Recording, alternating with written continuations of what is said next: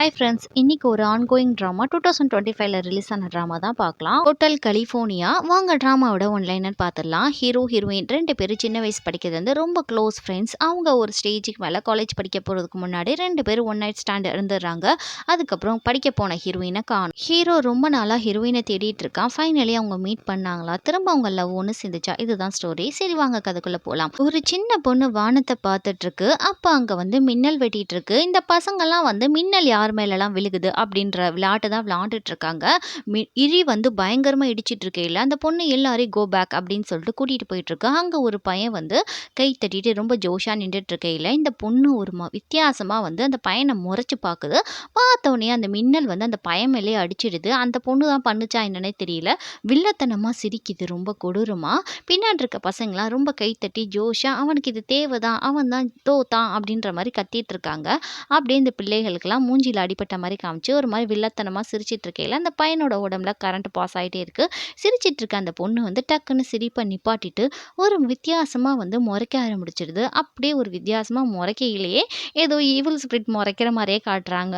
அப்படியே கட் பண்ணி இப்போ ப்ரெசென்ட்ல இருக்க நம்ம ஹீரோயினை தான் காட்டுறாங்க. ஆக்சுவலி அது ஹீரோயின் தான். லைட்டு கூட போடாம இருட்டான வந்து அவங்களுடைய ஹோட்டல்ல வந்து உட்காந்துருக்கான். அந்த மீனை பார்த்துட்டு இங்க ஹீரோயினோட அப்பா வந்து ஹீரோவை பார்த்துட்டு இருக்காரு.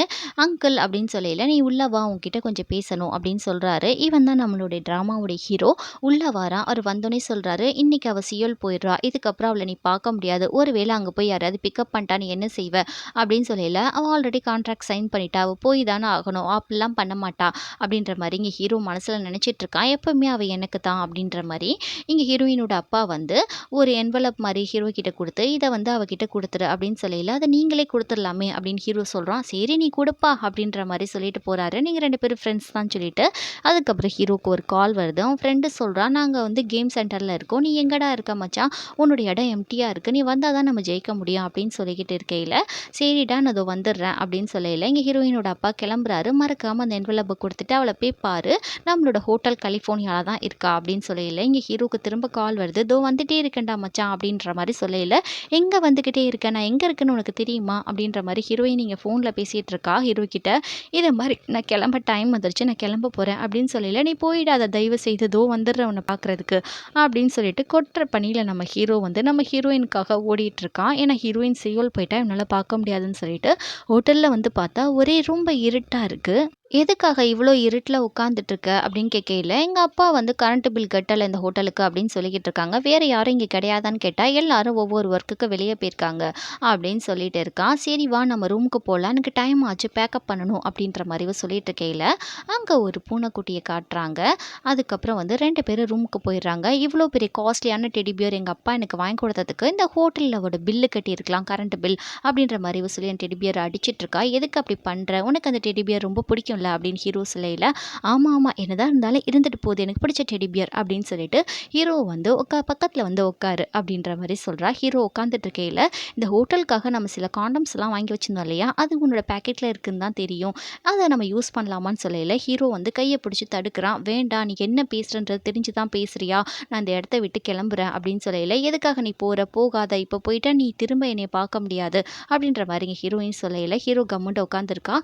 இதெல்லாம் ரொம்ப தப்பு அப்படின்ற மாதிரி ஹீரோ சொல்லல. ஹீரோயின் ஃபோர்ஸ் பண்ணுறா, நான் சொல்கிறது கேளு, ஃபர்ஸ்ட் டைம் உன் லைஃப்பில் ஒரு பொண்ணுன்னு இருந்தால் அது நான் மட்டும் தான் இருக்கணும்னு நினைக்கிறேன், இது தப்பா அப்படின்ற மாதிரி கேட்டு என்னென்னமோ சொல்லி அவனை பிரெயின் வாஷ் பண்ணிடுறா. ஹீரோ கிட்ட ரொம்ப க்ளோஸாக போயிட்டு இருக்கா. ஹீரோவால் ஒன்றுமே செய்ய முடியல, கம்முட்டு தான் உட்காந்துட்டு இருக்கான். அதுக்கப்புறம் பக்கத்தில் போயிட்டு இன்னும் கொஞ்சம் பேசுகிறா. இதை மாதிரி வந்து நான் உன்கிட்ட ஒன்று சொல்லணும், நீ வந்து எப்பயுமே குண்டாவே இருக்கணும், ஒல்லியாக மட்டும் ஆகிடக்கூடாது, இந்த ஸ்ப்ரெட்ஸை மட்டும் நீ கழட்டிடாத, இப்படியே இருக்கணும் அப்படின்னு சொல்லிட்டு அவன் மனசுலேயே வந்து நினைக்கிறா. இதை மாதிரி வந்து என்ன மாதிரி ப்ரௌன் ஹேர் வச்சுட்டு வித்தியாசமாக கேரக்டர் இருக்கிற எந்த பொண்ணை யாருக்கு பிடிக்கும் அப்படின்ற மாதிரி இவள் வந்து சொல்கிறா வெளிப்படையாக. அப்போ அவன் சொல்கிறா, உன்ன மாதிரி வித்தியாசமான பொண்ணை தான் எனக்கு ரொம்ப பிடிக்கும் அப்படின்ற மாதிரி சொல்லிட்டு 2 பேரும் ரொம்பவே க்ளோஸ் ஆகிடுறாங்க.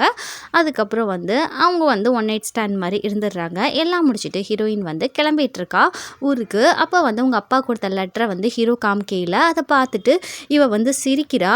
அவர் என்ன எழுதியிருப்பார்னா, அதுலேருந்தே நீ ஒரு வினோதமான பொண்ணு, நீ வந்து வினோதமாக நடந்துக்கிறத கண்ட்ரோல் பண்ணிக்கோ பார்த்துக்கோ அப்படின்னு எழுதியிருப்பாரு. இதை பார்த்துட்டு எங்கள் அப்பா எவ்வளோ காமெடியாக எழுதியிருக்காருன்னு சிரிச்சிட்டு இருக்கா. இங்கே ஹீரோ ஹீரோயின் 2 பேருமே வந்து பஸ் ஸ்டாண்ட் வந்திருக்காங்க. ஹீரோயினை சியோலுக்கு அனுப்ப ஹீரோ தயாராகிட்டான். பஸ் வந்துடுது. அதுக்கப்புறம் ஹீரோ ரொம்ப டல்லாகிடுறான். அங்கே ஹீரோயின் வந்து சொல்கிறாப்புல, இதை மாதிரி என் வீட்டில் ஒரு பூனைக்குட்டி இருக்குது, என்னோட டெடிபியரை விற்றுட்டு அந்த பூனைக்குட்டியை நீ பார்த்துக்கோ பத்திரமா, உன்னால் முடிஞ்ச அளவுக்கு சாப்பாடு போட்டு டேக் கேர் பண்ணிக்கோன்னு சொல்லையில் ஹீரோ உம்முனே உட்காந்துருக்கான். நீ ஏன்ப்பா இவ்வளோ சோகமாக இருக்க, என்னோட பேசாமல் சியோல் வந்துரு அப்படின்னு சொல்லல. ஹீரோ நான் வரமாட்டேன், எங்கள் தாத்தாக்காக தான் நான் இங்கே இருக்கேன் அப்படின்னு சொல்லிட்டு பேசாமல் நீ இங்கே இருந்துறேன் அப்படின்ற மாதிரி ஹீரோ சொல்லல. அதெல்லாம் என்னால் முடியாது, சரி என்னோட பூனைக்குட்டியை பார்த்துக்கோ அப்படின்னு சொல்லிட்டு ஹீரோயின் போயில, ஒரு நிமிஷம் உன் பூனைக்குட்டியோட பேர் சொல்லிட்டு போ அப்படின்ற மாதிரி கேட்கல. ஹீரோயின் எதுவும் சொல்லாமல் கிளம்பிடுறா. பஸ்ஸிலேருந்து உட்காந்து ஹீரோவை பார்க்கையில் அவன் குனிஞ்சு அழுதுகிட்டே இருக்கான். இவளுக்கும் ரொம்ப மனசு கஷ்டமாக இருக்குது. அவனால் ஏற்றுக்கவே முடியல ஹீரோயின் போகிறது. ஏன்னா அந்த அளவுக்கு சின்ன வயசுல டீப்பாக லவ் பண்ணியிருக்காங்க. பஸ்ஸு கிளம்பினோடனே நம்ம ஹீரோ பின்னாடியே ஓடுறான். பஸ்ஸு பின்னாடியே அவனும் போகணும்னு பார்க்குறான் போல இருக்குது. ஆனால் ஹீரோயினும் ரொம்ப டல்லாக போகிறா. இதுக்கப்புறம் 10 வருஷத்துக்கு அப்புறம் 2023 தான் காட்டுறாங்க. 10 வருஷம்க்கு அப்புறம் நம்ம ஹீரோவை தான் காட்டுறாங்க. அவர் ஒரு வெட்டினரி டாக்டராக இருக்கார். ரொம்ப ஹேண்ட்ஸமாக இருக்காரு. ரொம்ப ஒல்லியாகவும் ஆயிட்டாரு.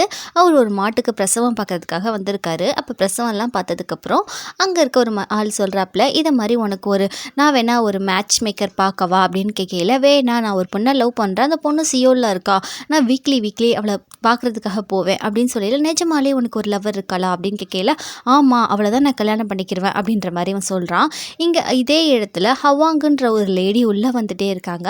அப்போ ஹீரோயின் வந்து படுத்துக்கிட்டு அங்கே வந்து அவளை எப்படிலாம் வேலை வாங்குறாங்கன்றதை வந்து மிமிக்ரி பண்ணி சொல்லி காமிக்கிறா. பார்த்து வேலை செய்யுங்க, காலில் குத்திட போது ஆணி அப்படின்ற மாதிரி சொல்லிட்டு இருக்கையில் அந்த ஹவாங் லேடி வந்து உள்ளே வந்துட்டு இருக்கையில் ஹீரோயின் கிட்ட மேனேஜர் கிட்ட பேசணும்னு சொன்னோன்னே ஹீரோயின் கால் பண்ணி இது மாதிரி மேனேஜரை மீட் பண்ணுமான்னு சொல்லிட்டு இருக்காங்க.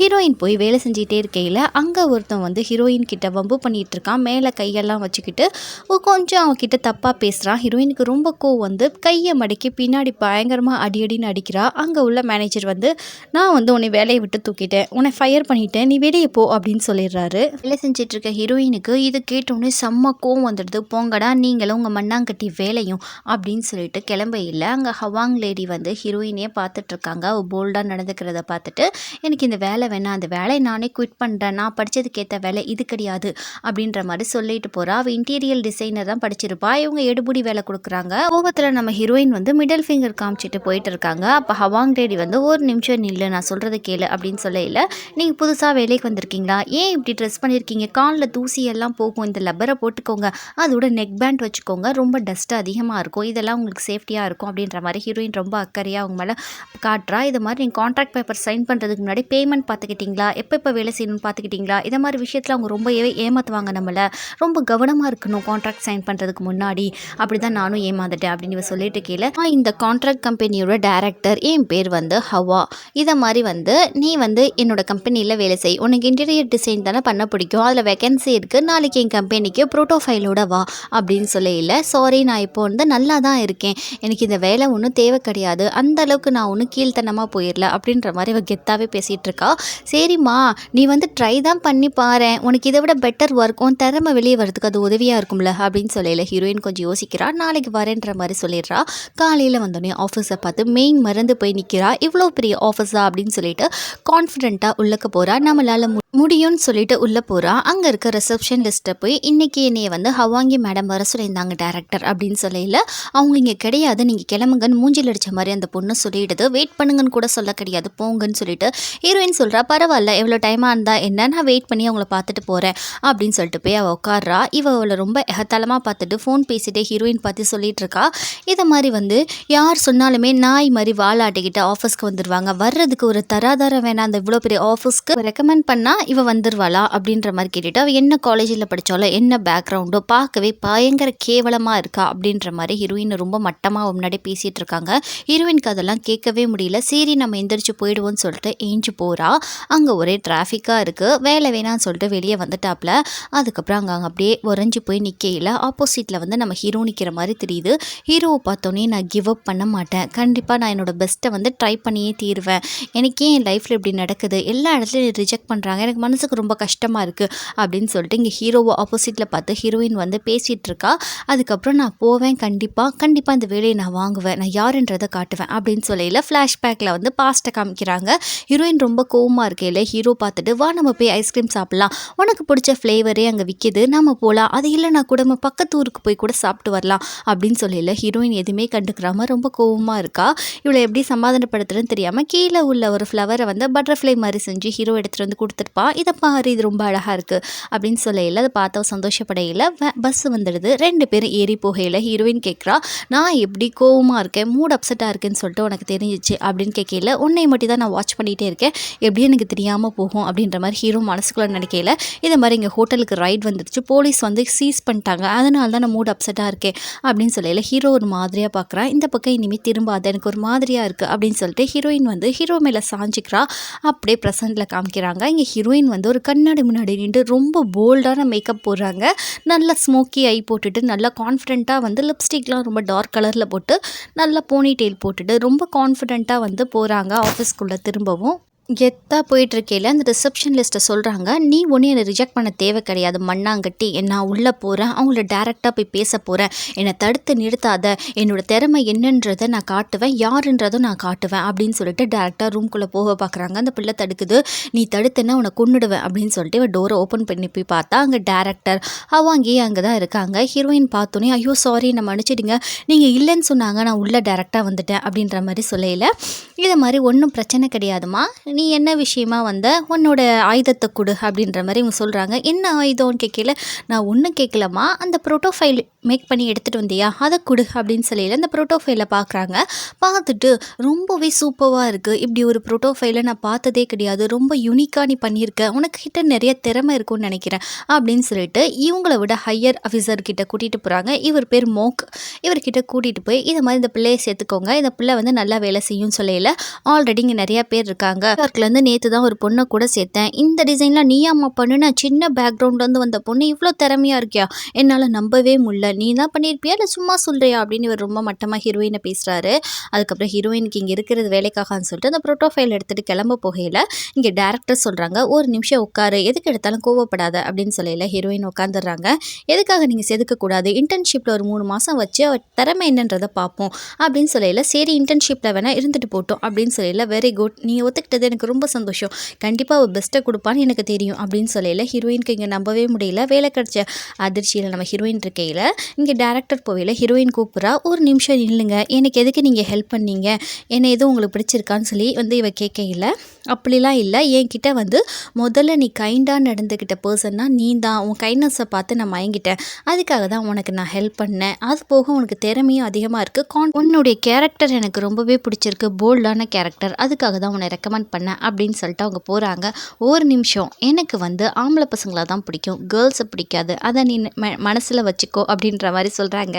ஏன்னா இவள் லெஸ்பியனான்ற மாதிரி கேட்டிருப்பா, அதனால வந்து அவளும் சிரிக்கிறா. இங்கே ஹீரோ வந்து ஹீரோயினுக்காக அந்த வீக்கெண்டில் தேடி வந்துட்டான், இவளுக்கு தான் வந்திருக்கான். அங்கே அவனோட ஃப்ரெண்டு ஒருத்தர் இருக்கான் போல இருக்கு, அவன்கிட்ட வந்து இந்த மாதிரி ஹீரோயின் எப்படியாவது கண்டுபிடிக்கணும் அப்படின்னு சொல்லி அவன் சொல்கிறான். சியோலில் மொத்தம் 10 மில்லியன் பேர் வாழ்கிறாங்க, இதில் எப்படி நீ கண்டுபிடிப்ப, 0% கூட நீ அவளை கண்டுபிடிக்க முடியாது அப்படின்ற மாதிரி அவன் சொல்ல இல்லை. கண்டிப்பாக என் ஆளை நான் கண்டுபிடிப்பேன் அப்படின்னு சொல்லல. அவளை பார்த்தோன்னே நீ என்ன பேசுவ அப்படின்னு கேட்டால் காங்ஹி அப்படின்னு இவன் சொல்கிறான். ஏன்னா வந்து ஹீரோயினோட பேர் காங்ஹி அப்படின்னு சொல்லிட்டு எதுக்காக என்னை விட்டுட்டு போனேன் அப்படின்ற மாதிரி நான் கேட்பேன் அப்படின்னு சொல்லிட்டு இருக்கேன். ஹீரோயினை தான் காட்டுறாங்க. காலையில் வந்தோடனே எல்லாருக்கும் காஃபி வாங்கிட்டு வரா. இவளை கிட்டத்தட்ட ஒரு எருபுடி மாதிரி தான் வேலை வாங்கிட்டு இருக்காங்க. அவளோட இன்டர்ன்ஷிப்பை ரொம்ப கேவலமாக படுத்திட்டு இருக்காங்க. அங்கே எல்லாருக்குமே காஃபி கொடுத்துட்டு ஒரு மூலையில் போய் உட்கார்றது எல்லாமே வந்து எங்கள் டேரக்டர் வந்து பார்த்துட்டே இருக்காங்க. அவங்க உள்ளே வந்தோடனே என்ன பண்ணுறாங்கன்னா வந்து ஹீரோயின் எப்படி நடத்துறது அவங்களுக்கு சுத்தமாக பிடிக்கல. ஏன்னா அவங்க தானே ரெக்கமெண்ட் பண்ணியிருப்பாங்க. அவளுக்கான ரெகனைஸ்க்கு வந்து உள்ளே கிடைக்கல. அவங்க வந்து ஒரு பிஸ்னஸ் கார்டு எடுத்துகிட்டு வந்து கொடுக்குறாங்க. இந்த இன்டர்ன்ஷிப்பில் வந்து நீ கிளைண்ட்டை பார்க்க போவையில் உன்னோட வந்து பிஸ்னஸ் கார்டை கொடு அப்படின்னு சொல்லையில் அங்கே எல்லோரும் ரொம்ப பொறாமப்படுறாங்க. எல்லோரும் எதுக்கு அவளை இப்படி ட்ரீட் பண்ணுறீங்க, நல்லபடியாக ட்ரீட் பண்ணுங்கள், நீ வந்து இன்றைக்கி ஒரு கிளைண்ட்டை பார்க்க போனோம், ஆல் தி பெஸ்ட் அப்படின்னு சொல்கிறாங்க. இங்கே மோக்குக்கு சுத்தமாக பிடிக்கல. இவளுக்கு இவ்வளோ சலுகை தேவையா அப்படின்னு யோசிச்சுட்டே இருக்காங்க. இங்கே ஹீரோ வந்து திரும்பவும் இந்த வீக்கெண்டும் வந்திருக்காப்புல ஹீரோயினை பார்க்குறதுக்காக. அப்போ ஒரு கிளைண்ட்டை மீட் பண்ணுறதுக்காக ஹீரோயின் வந்திருக்கா. இங்கே வந்து ஹோமை ரினோவேட் பண்ணுறதுக்காக தான் வந்திருக்காங்க. இன்டீரியர் டிசைட் பண்ணுறதுக்கு இவர் மிகப்பெரிய ஒரு பணக்காரர்.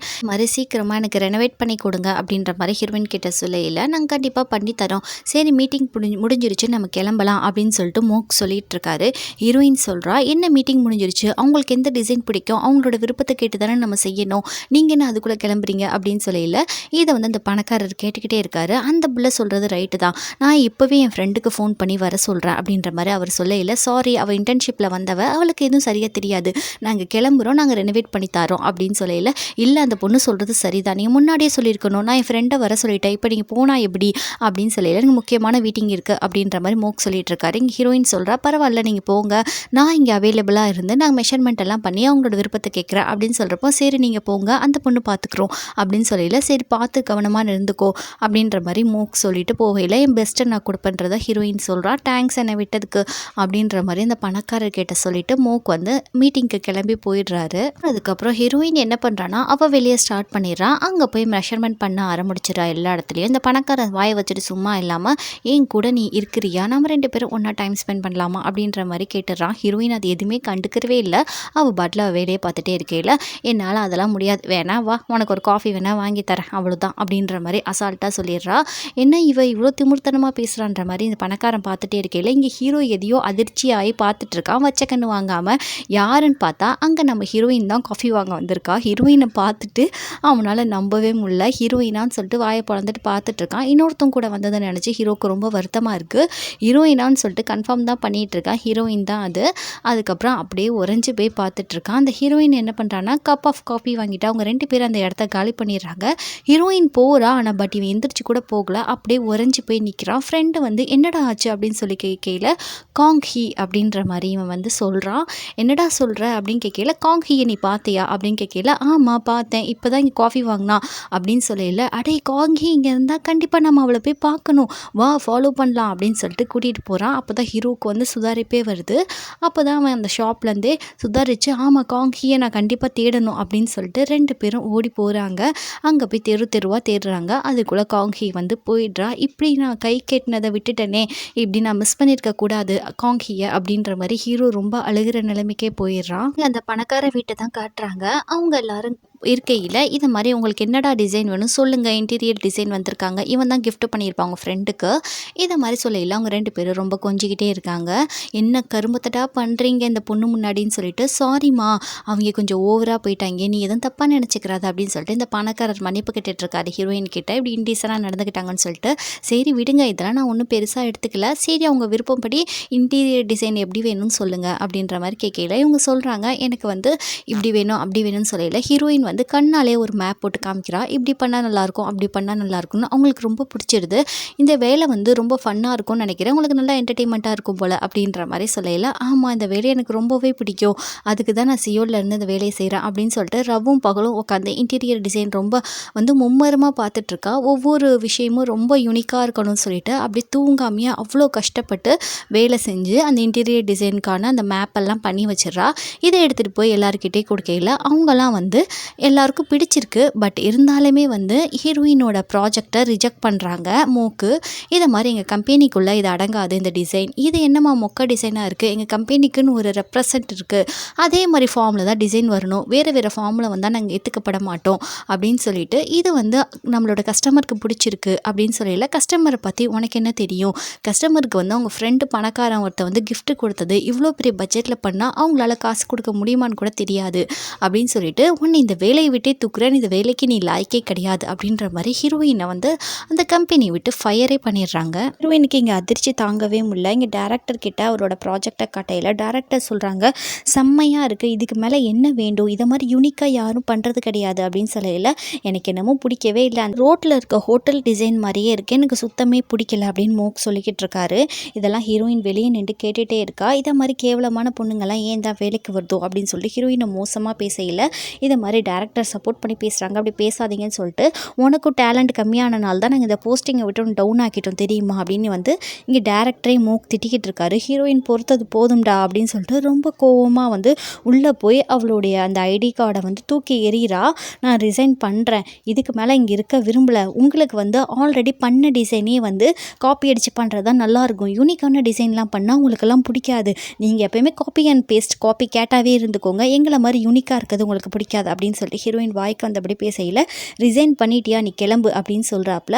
ஆமாம் நான் ரிசைன் பண்ணிட்டேன், என் லைஃப்லேருந்து உங்களை ரிசைன் பண்ணிட்டேன், நீங்கள் மட்டும் என்ன ரிசைன் பண்ணல, நானும் தான் உங்களை ரிசைன் பண்ணிட்டேன், இனிமேல் லைஃப் லாங் ஃபுல்லாக உங்கள் மூஞ்சியில் கூட நான் முடிக்க மாட்டேன், நீங்களும் என் வாழ்க்கையை விட்டு வெளியே போயிடுங்க, இந்த கம்பெனியும் வெளியே போயிடுங்க அப்படின்னு ரொம்ப கெத்தாக கத்துறா ஹீரோயின். ஒன்றுத்துக்கும் உதவாத உங்கள் ஸ்டாஃப்ஸை வச்சே மேய்ச்சிக்கோங்க இதை வச்சு அப்படின்ற மாதிரி சொல்லிட்டு அவள் கிளம்புறா. அதுக்கப்புறம் ரொம்ப சோகமாக வரையில் நெவர் நான் கிவ் அப்பே பண்ண மாட்டேன், இதை விட ஒரு பெஸ்ட்டு கம்பெனியில் போய் நான் மேலும் மேலும் வளர்ந்து காட்டுறேன்னா இல்லையான்னு மட்டும் பாருங்கள் அப்படின்ற மாதிரி மனசுலேயே அவளையே மோட்டிவ் பண்ணிவிட்டு வெளியே வரா. இங்கே அப்படியே அந்த ப்ரோட்டோஃபைல் அவளோட ஜாமாலாம் எடுத்துக்கிட்டு அப்படியே மெட்ரோவில் போய்கிட்டே இருக்கா. அப்படியே அந்த பக்கம் ஹீரோ பஸ்ஸில் போகிறா. அவங்க மெட்ரோவும் அந்த பஸ்ஸும் ரோட்டில் ஒரே நேரத்தில் சந்திக்குது. அந்த பக்கம் ஹீரோயின் இருக்கா, இந்த பக்கம் நம்ம ஹீரோ இருக்கா. அதுக்கப்புறம் ஹீரோயின் வீட்டுக்கு போயிட்டுருக்கையில் ஃபர்ஸ்ட் ஸ்னோஃபால் ஏற்படுது. அந்த ஸ்னோஃபால் ஏற்படையில் நம்ம ஹீரோயின் கொஞ்சம் சந்தோஷப்படுறாப்புல. ஏன்னா அப்போ ஒரு ஃப்ளாஷ்பேக் இருக்குது. ஹீரோயின் 2 பேரும் சின்ன பிள்ளையாக இருக்கையில் நம்ம ஹீரோயின் சொல்லியிருப்பாப்புல இதை மாதிரி ஃபர்ஸ்ட் ஸ்னோஃபாலில் அந்த 10 தடவை அந்த ஸ்னோவை சாப்பிட்டாங்கன்னா அவங்களோட லவ்வர் அவங்களுக்கு கிடைப்பாங்களாம் அப்படின்னு சொல்லையில் நம்ம ஹீரோ சின்ன பிள்ளையில அந்த ஸ்னோவை 10 டைம்ஸ் சாப்பிட்ருப்பாரு. அப்போ தான் சாப்பிட்ருப்பாரான்னு பார்த்தா பெரிய பிள்ளையாகியும் அதை தான் பண்ணியிருப்பாரு. இப்போலாம் பண்ணிவிட்டு நான் 10 தடவை சாப்பிட்டேன், நீ தான் என்னை கல்யாணம் பண்ணிக்கணும் அப்படின்னு சின்ன பிள்ளையில நம்ம ஹீரோ ப்ரப்போஸ் பண்ணியிருப்பாப்புல. இப்போ கரண்ட்டில் ஃபர்ஸ்ட் ஸ்னோஃபால் ஏற்படுது. நம்ம ஹீரோ அப்படியே அந்த ஸ்னோஃபாலை பார்த்துட்டு அந்த ஹோட்டல் ஆஃப் கலிஃபோர்னியாவில் தான் நின்றுட்டுருக்காப்புல. அவர் வாயை புலந்து இன்னமும் அந்த ஸ்னோஃபாலை சாப்பிட்டுட்ருக்காரு. ஹீரோயின் அவர் தான் கல்யாணம் பண்ணிக்கணும்னு சொல்லிட்டு இதெல்லாம் ஹீரோயின் நினச்சி பார்த்து அவன் என்னை ஞாபகம் வச்சுருக்கானா மறந்துட்டானா அப்படின்னு யோசிச்சுக்கிட்டே போகையில் இங்கே உடைய ஃப்ரெண்டு எத்தனை தடவை ஃபோன் பண்ணாலும் எடுக்க மாட்டியாடா, அப்படி என்னடா இங்கே நின்று பண்ணிக்கிட்டு இருக்க அப்படின்ற மாதிரி அவன் பயங்கரமாக கத்துறான். என்னடா ஆச்சுன்னு சொன்னால் ஹாஸ்பிட்டலுக்கு வான்னு சொல்லி கூப்பிட்றாங்க. அங்கே பார்த்தா ஹீரோவுடைய தாத்தா இறந்து போயிட்டாரு. இவருக்காக தான் ஹீரோ இந்த ஊர்லேயே இருந்திருப்பான். அங்கே ஹீரோயினோட அப்பா தான் இருக்காப்புல. இதை பார்த்தா ஹீரோ ரொம்ப வருத்தப்படுறாரு. அதுக்கப்புறம் உள்ளே வந்ததுக்கப்புறம் ஹீரோயினோட அப்பா சொல்கிறாரு, வீடுப்பா தாத்தா ரொம்ப உழைச்சிட்டாரு, அவர் ஓய்வெடுக்கிற டைம் வந்துருச்சு அப்படின்னு சொன்னோடனே ஃபினோரில் தான் காட்டுறாங்க. மக்கள்லாம் ஆரவாரமாக உட்காந்து அங்கே சாப்பாட்டை கொட்டிக்கிட்டு அப்படியே காசிப்பும் பேசிகிட்டு இருக்கையில் ஹீரோ ரொம்பவே வருத்தப்பட்டு உட்காந்துருக்கான் தாத்தா போயிட்டாருன்னு சொல்லிட்டு. அப்போ அங்கே இருக்கிற எல்லாருமே சொல்லிக்கிட்டு இருக்காங்க. இதை மாதிரி இவன் ஒரு சொட்டு அழுக கூட அழுகலை நம்ம ஹீரோ, தாத்தா மேலே என்ன காண்டுன்னு தெரியல அப்படின்னு பேசிகிட்டு இருக்காங்க. அப்போ அவங்க ஃப்ரெண்ட்ஸ் கேட்குறாங்க, ஹீரோயின் கண்டிப்பாக வருவாள் ஃபியூனரலுக்கு அப்படின்னு சொல்லையில் அவள் 10 வருஷமாச்சு யாரோடையும் அவள் காண்டாக்ட் பண்ணுறது கிடையாது, வர்றது டவுட் தான் அப்படின்னு சொல்லையில் ஒரு வேளை காங்கே வராமல் இருந்தால் இனிமேல் அவள் கூட நான் பேசவே மாட்டேன், வந்தா கூட தாத்தாக்கு அவள் செல்ல பேத்தி அப்படின்னு சொல்லையில் ஆமாம் அவங்க அப்பாவோட கூட அவள் காண்டாக்டில் இல்லை, அவள் எப்படி வருவா, கண்டிப்பாக அவள் வரவே மாட்டான், அந்த ஹீரோ பையன் தான் இப்படியே வெயிட் பண்ணிட்டு இருக்கான்னு சொல்லையில் இங்கே அதே பேச்சு தான் ஓடுது. காங்கே ஹீரோ கல்யாணம் பண்ணாமல் இத்தனை வருஷம் காத்துக்கிட்டு இருக்கான் அப்படின்னு எல்லாருமே காசிப் பேசுகிறாங்க. வரமாட்டான்னு சொல்லிட்டு அவள் கல்யாணம் பண்ணிக்கிட்டான்னு சொல்லி கூட பேசுகிறாங்க. இதெல்லாம் கேட்ட ஹீரோக்கு ஒன்றுமே செய்ய முடியல. இங்கே ஃப்ரெண்டு தலை திரிக்க ஓடி வரான், காங்கே வந்துட்டா அப்படின்னு சொல்லிட்டு அங்கே இருக்கிற எல்லாருமே வாயை புழக்கிறாங்க. ஹீரோவுக்கு ஷாக்காக இருக்குது, காங்கே வந்துட்டாளா அப்படின்னு சொல்லிட்டு. இவ்வளோ நேரம் அப்படியே உறைஞ்சிருந்தவன் இப்போ தான் கொஞ்சம் முழிப்பே வருது. அதுக்கப்புறம் காங்கே அப்படியே என்ட்ரி கொடுக்குறா. அவளை பார்த்த எல்லாருமே ஏதோ கொசு மூச்சை மாதிரி அவளை மூச்சு பார்த்துட்ருக்காங்க. அவள் வர்றதை பார்த்துட்டு ஏதோ கோஸ்ட் வர்ற மாதிரி எல்லோரும் பார்க்குறாங்க. ஏன்னா அவள் சின்ன வயசுலேருந்து ஒரு வினோதமாக தான் எல்லாருக்கிட்டையும் நடந்துக்கிடுவா. அவள் எங்களுக்கு எல்லாருமே பேசுகிறாங்க, இவள் வந்துட்டா சின்ன வயசில் எவ்வளவோ நம்மளுக்கு ட்ரபிள் கொடுத்தா, இப்போ என்னென்ன ட்ரபிள் கொடுக்க போகிறான்னு தெரியல அப்படின்ற மாதிரி எல்லோரும் காசிப் அவள் காதுபடவே பேசிக்கிறாங்க. அப்படியே அதெல்லாம் கண்டுக்கிறாமல் ஹீரோயின் கெத்தாக உள்ளே போவேல நம்ம ஹீரோ கெட்டி பிடிக்கிறான். கெட்டி பிடிச்சிட்டு இருக்கையில் நம்ம ஹீரோயின் சொல்கிறா, விடு நான் உள்ளே போகணும், எதுக்காக இப்படி என்னை மறைச்சி நிற்கிறேன், என்னை விடு அப்படின்னு சொல்லையில் ஹீரோன்றது அவளுக்கு தெரியல. அப்போ காங்கே தாத்தா இறந்து போயிட்டாரு அப்படின்னு சொல்லிட்டு ஹீரோ இப்போ தான் அழுகவே ஸ்டார்ட் பண்ணுறான். ஹீரோயின் அவன் ஒல்லியாக இருக்கிறத பார்த்து ஆச்சரியப்படுறா. இவன் எதுக்கு இப்படி ஒல்லியானா, நம்ம தான் இவளை குண்டா தானே இருக்க சொன்னோம், எதுக்காக இவன் ஒல்லியானான்னு சொல்லிட்டு நீ தானா அப்படின்ற மாதிரி தள்ளி விட்டு பார்க்குறா. பார்த்ததுக்கப்புறம் பார்த்தா நம்ம ஹீரோ தான். இவன் பார்த்து ஷாக்காரா. ஹீரோ மூஞ்சி பார்க்கையில் அவன் ரொம்ப ஸ்லிம்மாக இருக்கிறத பார்த்து இவன் ஷாக்காரா. இதோட இந்த எபிசோடு இங்கே முடிஞ்சிடுது. ஒரு ஆன்கோயிங் ட்ராமா, வீக்லி 2 எபிசோட்ஸ் தான் வரும். IMDb ரேட்டிங் கூட 8.10 கொடுத்துருக்காங்க.